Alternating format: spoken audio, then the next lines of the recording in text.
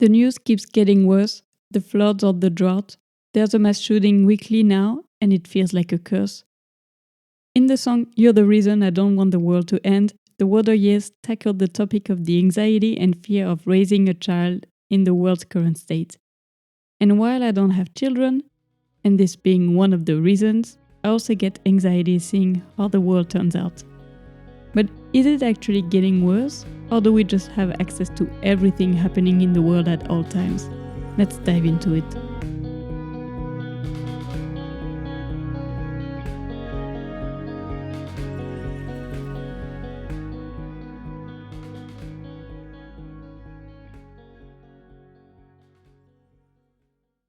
Climate change, inflation, the rise of violence, the current political state, health issues. There are just so many things to be afraid of at the moment. What should I even start with? I guess I'm gonna start with what made me want to make this episode. I just finished watching Adolescence on Netflix. I guess you have already, but if not, go watch it. It is brilliant. And it was very easy to relate to it because everything about it is normal. It happens in a normal city, with normal people. There are no big phenomenal things happening. All the emotions are very raw. I will try not to spoil it, even though there is actually no big spoiler to give because the show is not about who did it or what happened, but the real question is why. The creators were inspired by stories who happened approximately at the same time in two different parts of the UK, where girls got killed by boys because they couldn't handle rejection. This is actually happening almost on a daily basis in the world, and this show is very good at showing us how bad examples can lead boys from a very young age to normalize violence and hate. But what really scared me then is the feedback this show has received. Of course, a lot of people applauded it. But on the other hand, a lot of people found excuses for the murder of this young girl. And even if she's a fictional character, the same story happened to a lot in real life. Kayla Love, Anaya Zachary, Holly Newton, Louise Hunt. It took me just 5 minutes to find those names. And there are thousands more. And that is what was scary to me, seeing the reaction of people normalizing a murder as if she deserved it and had it coming. Now I realized that this is not fiction anymore, that anyone I walk past in the street could think that way. And the fact that more and more people are vocal about it, thinking that this is just giving their opinion, while inciting violence terrifies me. In the same vein, I once saw a news post about a man who killed his wife and the man she was having an affair with. And most of the comments were blaming the victim. So has it always been this way? Have people always had this strong opinion, but are just now being more vocal about it? I also once saw a video of the archives from the 70s, and they were asking men in the street if it's okay to be violent to their wives.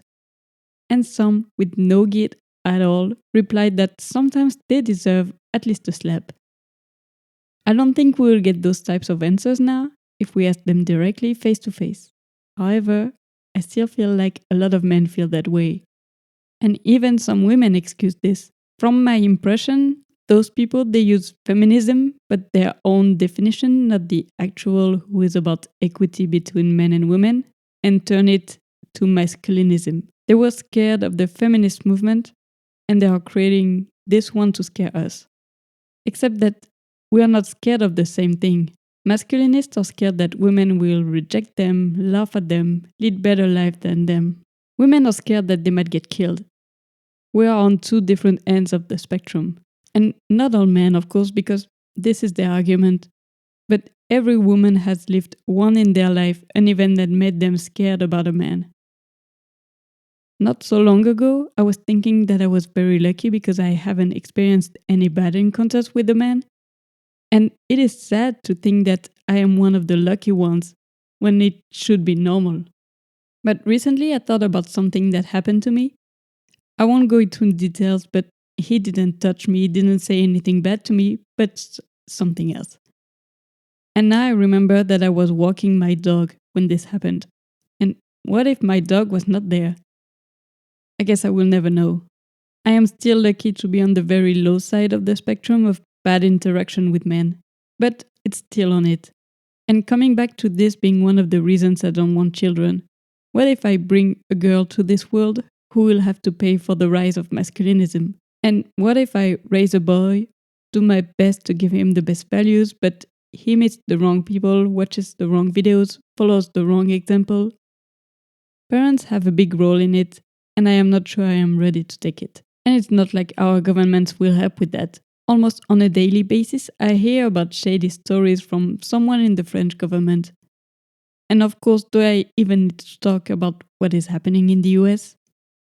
Continuously spreading lies to create fear and hatred between people? Because this is what this is all about. People are afraid, and some express it with violence. And the problem is that this government allows one type of violence, but punishes it when it doesn't go their way. This way, they focus the attention of their followers on other things, except for the real problem. When I hear them, it feels like the only problems in this world are immigration and pronouns, as they love to say it. Being woke, for them, is a disease, a pandemic even. Be free to correct me if I'm wrong, but the woke movement started from African American communities to be aware and spread the word around awareness of social injustices. Excuse me, but I still have a hard time understanding what is wrong with that.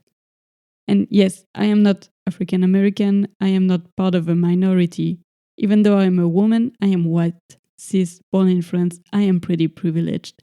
I could actually look away on all those issues, they barely affect me, even though more and more as a woman. But I read somewhere something like, if you like freedom, but only if it applies to you, you just like privileges. And that's completely it. And those governments make you believe that freedom is individual. Anything else that they might lie about? Maybe climate change?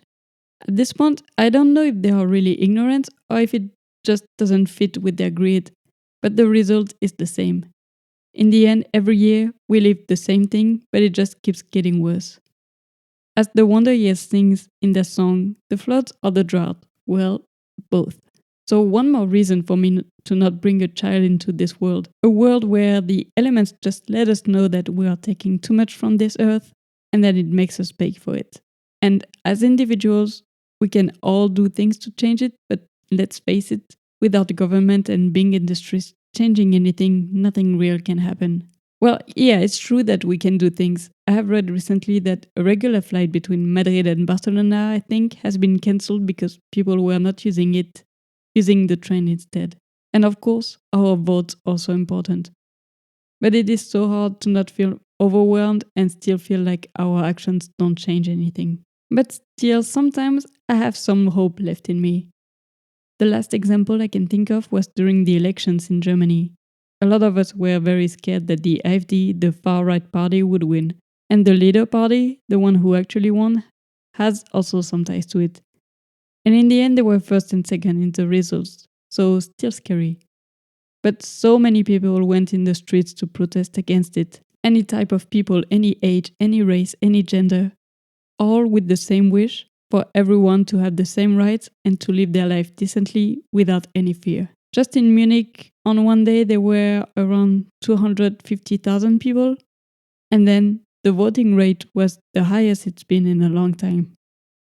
But still, it wasn't enough. Hatred still won.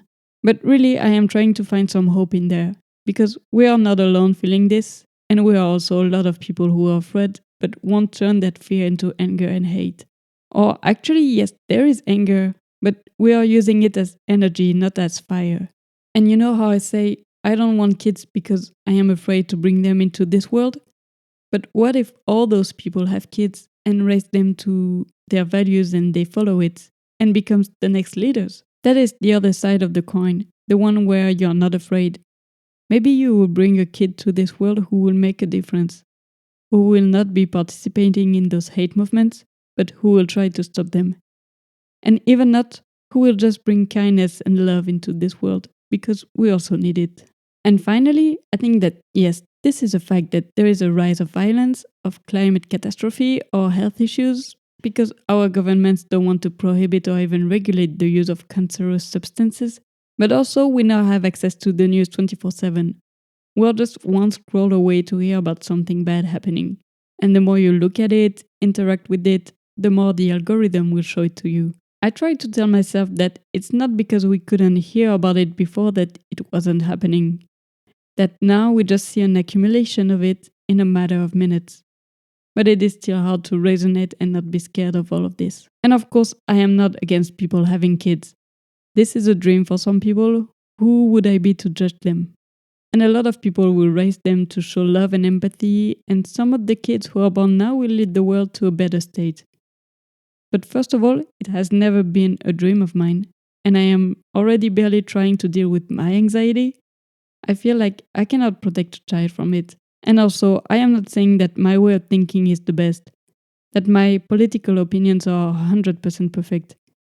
Maybe I have also been brainwashed in some way, but for my core values, I refuse to even consider that I have been brainwashed into wanting people to have the same rights and chances. So, is the world really getting worse? Or are we just more aware of everything happening? It's easy to feel overwhelmed by the constant flood of bad news, violence, climate disaster, political scandals.